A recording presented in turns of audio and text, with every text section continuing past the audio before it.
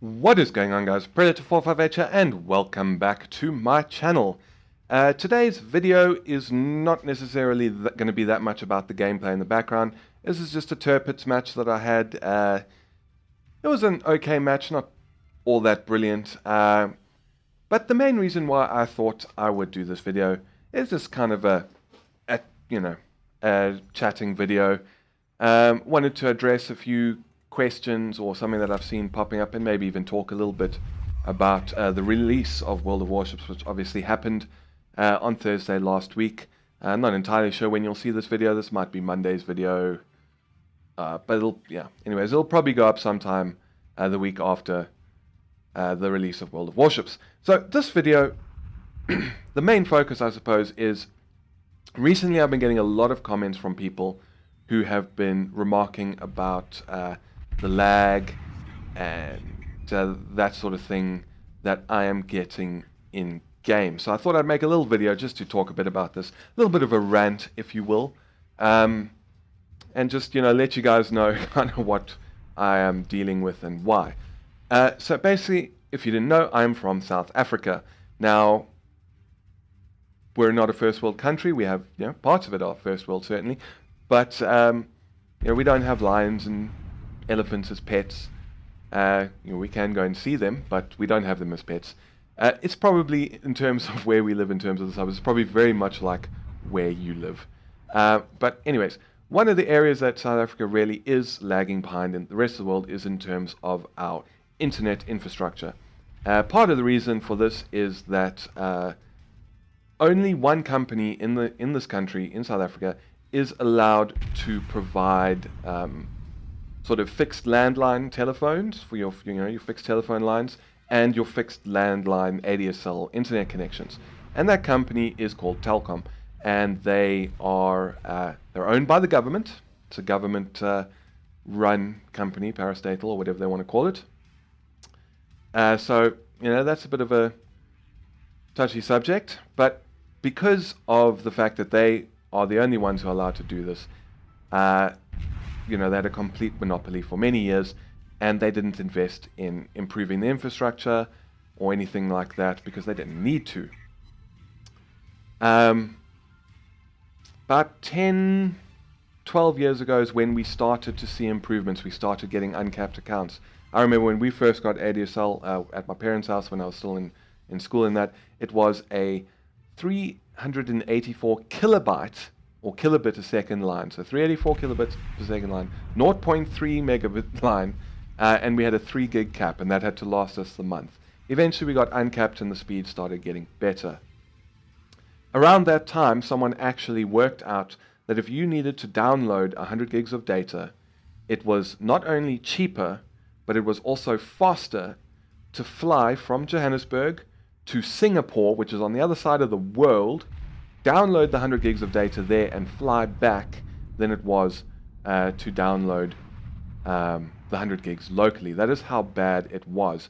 We only really had one major undersea cable connecting us to the rest of the world, so bandwidth was very limited. Since then, things have gotten a lot better. They've laid more cables.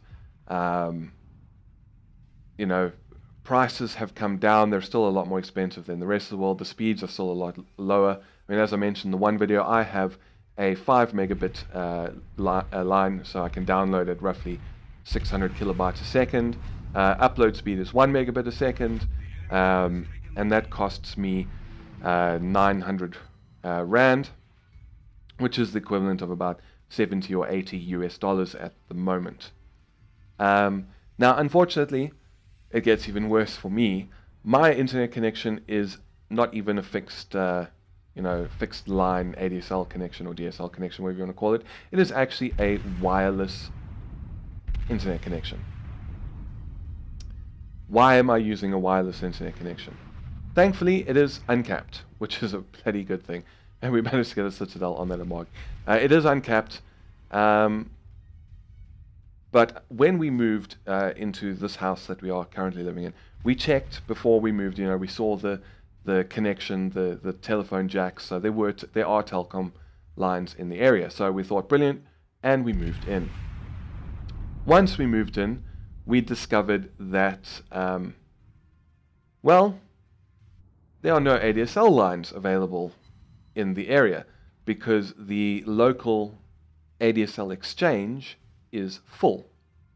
All of the ADSL ports are currently in use and the ADSL exchange is full. Why doesn't Telkom do a new exchange? Well, because they don't give a shit. And on top of that, even if there was a port available, because the exchange is full, the people in this area, from what I've been able to find on like the internet and that from what people have said, almost never get anything like the speeds that they are paying for. So they'll pay for a 5 meg line or a 10 meg line, and at best they'll get speeds of, you know, a 1 meg or something. So unfortunately, the wireless internet service provider that I'm with is currently my best option. As I said, they are uncapped. They do some sort of slightly funny things when it comes to throttling, and that basically if I download a large file, which is almost anything these days, if I've been downloading at full speed for an hour, my connection speed after an hour gets halved. So I go from downloading at an eye-watering 500 to 600 kilobytes a second to around between 200 and 250. Once I stop the download, or once the download completes, about an hour after that it goes back up to full speed. And you can rinse and repeat this as much as I want, but it does mean that downloading large files takes longer than it should. And unfortunately, that's just the way this company has decided to go about preventing excessive use. Instead of like, okay, you can download 50 gigs and then we start throttling you properly for the rest of the month. So in a way, it's better than a lot of other wireless service providers, but it's still a little bit frustrating.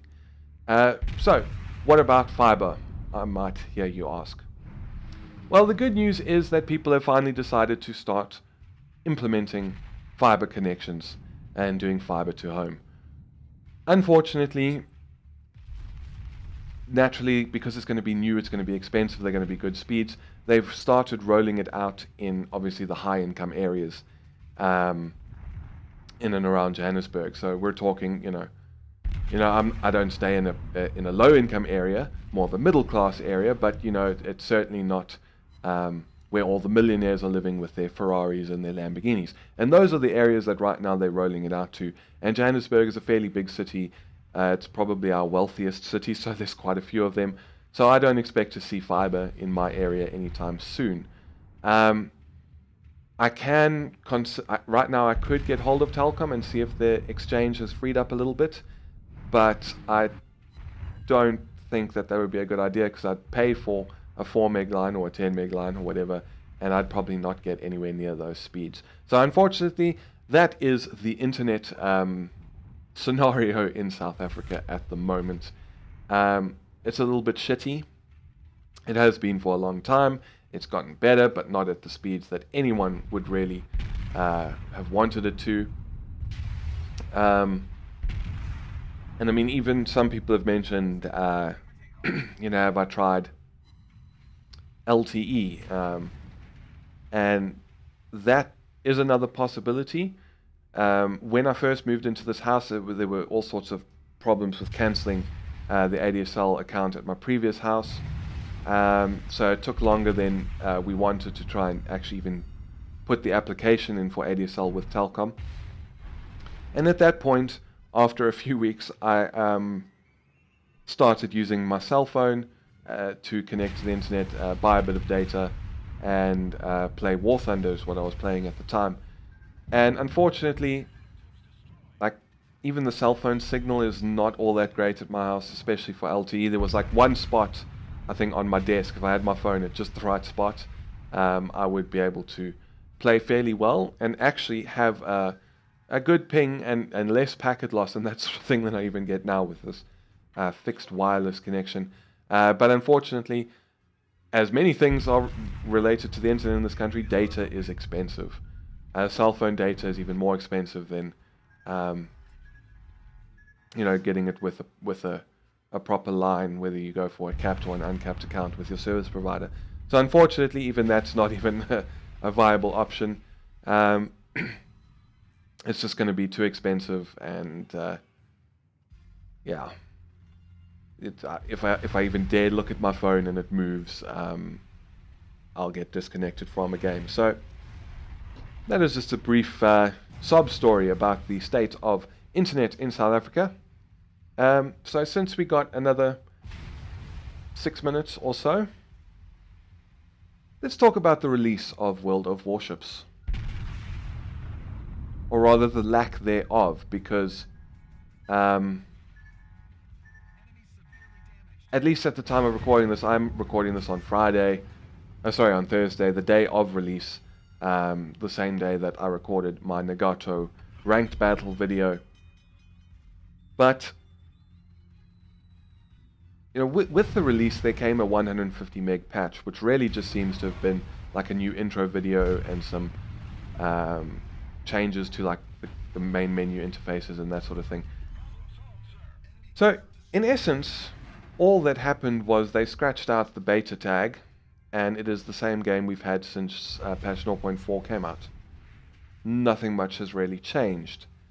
I know also that a lot of the EU members, or people on the EU forums, have been bitterly disappointed with the way things have been run, because we go and we look on the North American forums and the Russian forums and all this stuff. There have been all sorts of different launch events and promotions and specials and like things like that, whereas on the EU forum we've pretty much got nothing, and I don't even think we've had any new ships or ships coming back into the premium store. I mean, America and Russia have gotten the Tirpitz, but I mean, we did get that a lot earlier, so I do kind of understand that. But still, I mean, a lot of people have been a little bit disappointed.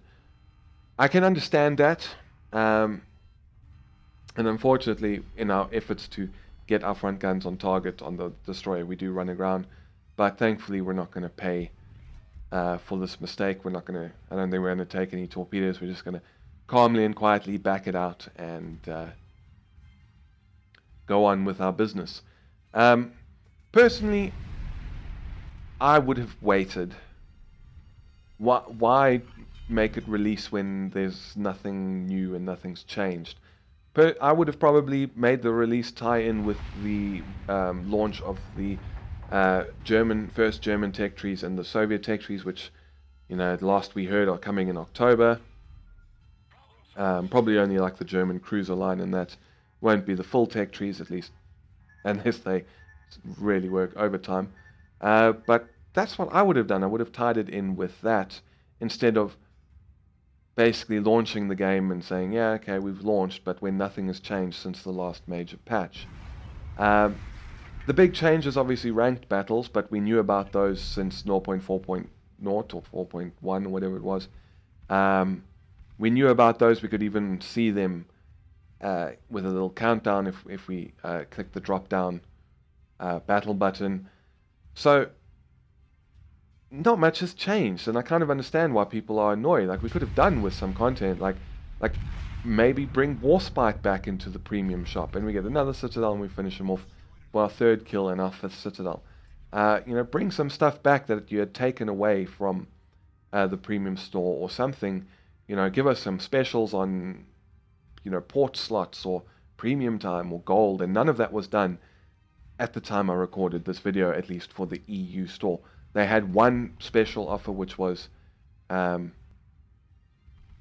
days of premium and 4 port slots, but it was only like 50 euro cents cheaper than just buying that stuff outright, and that's hardly a special. But anyways, that's, you know, people are a bit annoyed, and I understand it. Ultimately, for me, though, it's still the same game as it was a week ago. It was the same game when I still had that beta tag, and that's not necessarily a bad thing, because I've still been having a lot of fun with it, even though the game has not really liked me and has given me bad teams, and I've had just like bad luck. So the universe hasn't liked me either, because I'll go one way and I'll find nothing. But, you know, it's released now. Hooray, not much has changed, but what can you do?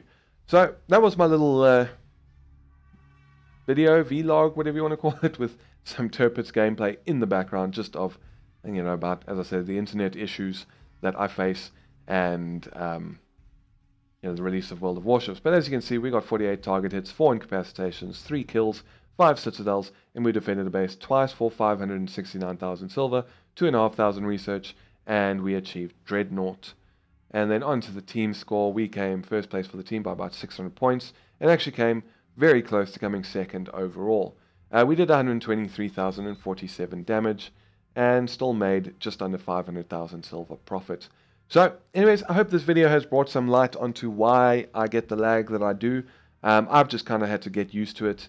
Hopefully it's not too much of an annoyance for you guys to watch, but most of the time it's not an annoyance for me to play. It's just something that you got to work around and, you know, make do with what you've got. But anyways, I hope you enjoyed this video. If you did, please feel free to give it a thumbs up, and maybe consider subscribing for more World of Warships content, as well as War Thunder and a few other things that I throw into the mix from time to time. Also, be sure to check the description down below for links to my Facebook and my Twitter pages, as well as an email address that you can send replays to if you've had any awesome games that you'd like me to feature on my channel. But that is it from me. Thank you very much for stopping by. It's Predator 458 signing off, and I will see you guys next time.